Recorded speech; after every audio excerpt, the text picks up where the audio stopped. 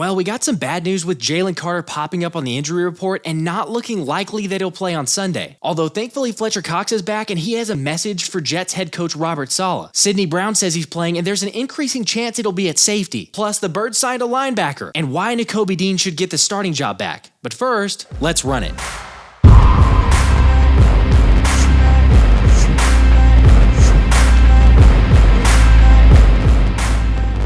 What's up, guys? All right, let's start with the news that the Eagles have officially signed linebacker Brandon Smith to the practice squad after working him out a couple weeks ago. And yes, this is the dude I talked about in the past, because as most of us know, Smith played at Penn State and was a 5-star recruit out of high school. So when you combine that with his big-hitting 6'3", 240-pound frame, there's a lot of potential in this move. Oh yeah, and the guy also ran a 4.52 at the 2022 Combine. Of course, I wouldn't expect to see any kind of immediate contribution, since after all, the 22-year-old is a former 4th-round pick by the Carolina Panthers, which clearly didn't work out for them to cut him so quickly. However, you get him with this unit with all the physical tools he has, and it wouldn't surprise me if he makes some contributions next season. He's good.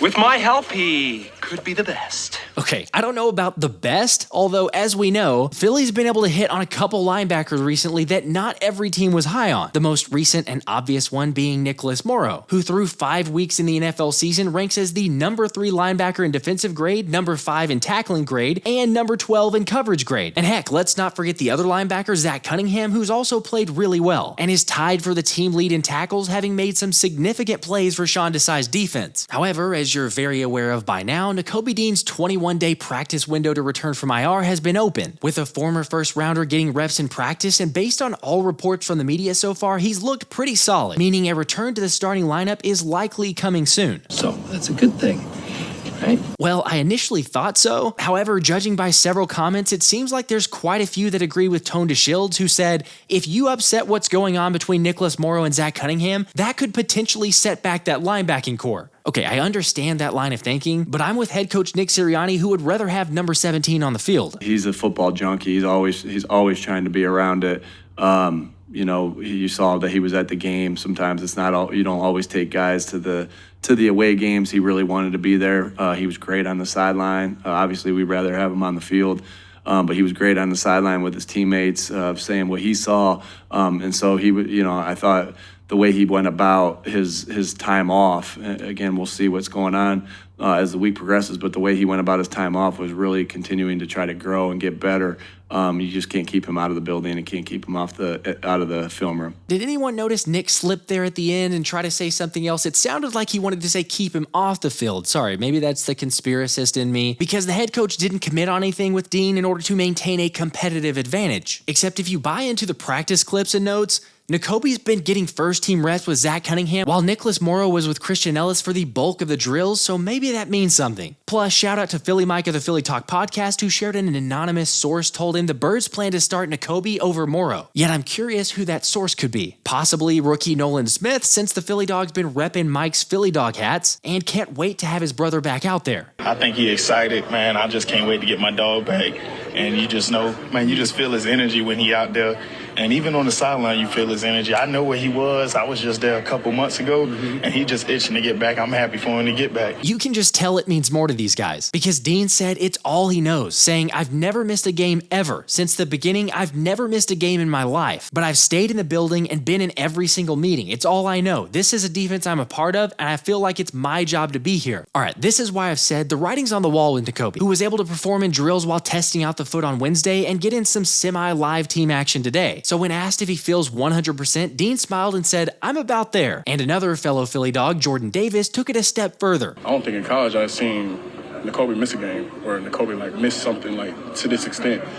So just seeing him just trying to be out there. I mean, he loves this thing. He loves the game. So it's great to see him. It's great to see him, and it's great to see his recovery and his progress. And he's coming back this week, I believe. So that's just him. That's what he wants to do. He wants to be with us. He wants to share. I mean, shoot, if it came down to it, I wanted to do the same thing. So, having Nakobe and just seeing him go through his progressions, just seeing him face this adversity in his life, definitely excited for him. I can't wait to see it, and ultimately, I think it's better to start Nakobe now to shake off some rust ahead of the Miami game. Plus, with the way the Jets run the ball, I wouldn't mind having our best run defense backer in there. But let's talk about the pass coverage for the linebackers. I've seen several arguments on X as well as in the comments about Dean being poor in coverage, and while you're not necessarily wrong based on an incredibly small sample size from week 1, I think it's best to see what we've got before making a definitive decision that Dean can't cover. After all, we selected this guy for a reason, and Desai clearly trusted him to make him the starting green dot wearer. Be honest, how many of you wanted someone else starting over Dean when the season began? Look, there's a reason Honest NFL tweeted Nakobe Dean's gonna slide right in at linebacker in this scheme and fit really well. He can execute any of the coverage techniques necessary at Mike or dime and plays the run extremely well for his size. He's got a nose for the ball and understands blocking patterns. Alright, obviously we all realize Dean's really sharp and commanded one of the most dominant defenses in college football, leaving Hall of Fame sports writer Ray Didinger to compare Nakobe to the legend Ray Lewis by the way he plays,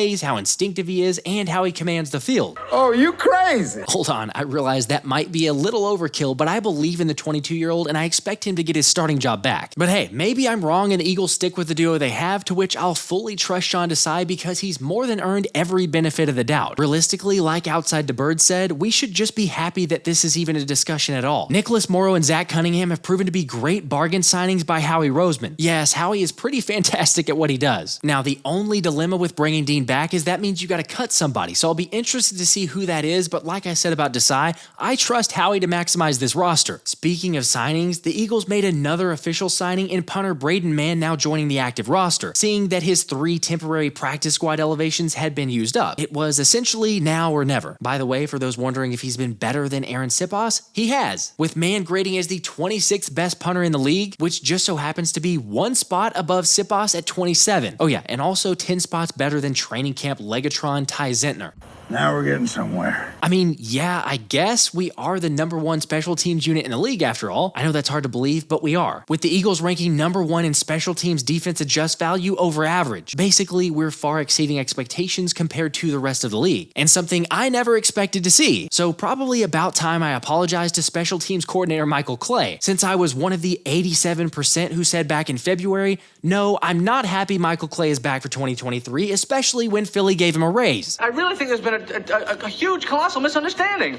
Okay, I was wrong, and thankfully the unit's been playing really well, as Sidney Brown, despite not getting much action on defense, definitely let his presence be known in the kicking game the first couple contests, before going out with a hamstring injury against the Bucs. But the good news is he's back, or at least getting in some more work in practice, as it appears he could be close to returning. Of course, he has been a limited participant in practice, but by the looks of it, I'd be surprised if we don't see him go Sunday, since he told SI.com's John McMullen that he expects to play this weekend, so we're trending in the right direction. And honestly, that couldn't come at a better time, since starting safety Justin Evans didn't practice again with a knee injury, leaving open the possibility of us finally getting a chance to see the Rook get the start. Because let's face it, Terrell Edmunds isn't the answer, so at this point with Bradley Roby playing solid at the nickel position, I'm 100% in favor of giving Brown his opportunity against the Jets. I mean, why wouldn't you? Because like all-pro corner James Bradbury said, Sidney's a fearless competitor. He also always gives great effort. You can see that with the plays he's made. I don't know, it makes perfect sense to me, but what do y'all think? I guess the only argument that I can see on the flip side is Darius Slay missed his 2nd straight practice with a knee issue. However, he did tweet a reply to Tyreek Hill, who's looking forward to the Week 7 matchup, when Slay said, "I'm gonna need that jersey and make sure you're overweight so you can slow down a little." Which the positive is that it sounds like that's not too serious, although again, if you're looking at having to fill in with Josh Jobe or even Eli Ricks for Slay, would you want Sidney Brown back there? Personally, I'd still be inclined to say yes over Edmunds because it's time we see the Rook out there. Although one piece of bad news involving a Rook is that Jalen Carter surprisingly missed practice today, popping up on the injury report with an ankle injury after being perfectly fine on Wednesday. I don't have to tell you, but that's not ideal. I'm assuming that had something to do with Wednesday's practice, and hopefully he can make a speedy recovery. But before you go jumping out a window, to paint the picture as a glass half full, at least it's an ankle, meaning there's a better chance, and fortunately Fletcher Cox was a full participant, so should be able to go on Sunday. Plus, with it being Zach Wilson we're going up against, the defense should still have plenty of opportunities, even if the bread man can't go. And Fletch has a plan for the Jets running game. Brees Hall in particular is pretty explosive back.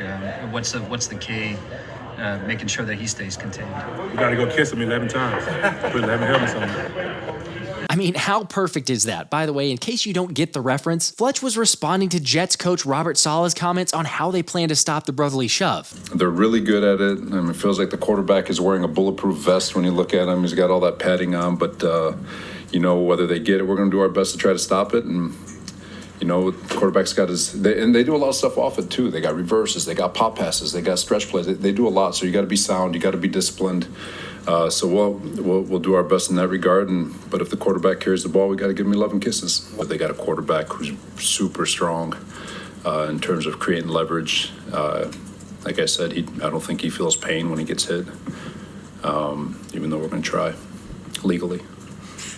Okay, was Saleh trying to instigate something there? Probably not, yet I'm all in favor of a captain standing up for another captain. I mean, he kind of asked for it. Not to mention, talking about the run defense, there's a reason we're the #1 run defense in the league, allowing just over 60 yards per game. Of course, yes, I realize no game in the NFL is easy, but New York also has their own injury problems, since they'll already be without starting right tackle Elijah Vera Tucker, who was placed on injured reserve after rupturing his Achilles tendon. And then starting left tackle Mekhi Becton has been limited in practice with a knee injury, plus starting cornerback DJ Reed is still trying to come back from a concussion. So there you go. Look, it's the NFL, so injuries are going to happen, yet I know it feels worse when there's a major surprise pop-up like this, but we'll be fine. Thankfully, as we already know, we've got one of the deepest D-lines in the league, so I trust the guys to figure it out. How are y'all feeling though? Any extra concerns ahead of the game, especially given the injury updates? Alright, reminder that, as always, we'll be live streaming the Eagles-Jets game with play-by-play, reactions, and watch party, as well as doing a pretty cool giveaway. Also, I won't ever get tired of saying this, but thank y'all for the continued support. I'm going to have channel memberships launching soon, so be sure to keep an eye out and stay safe out there. This has been the Philly Special.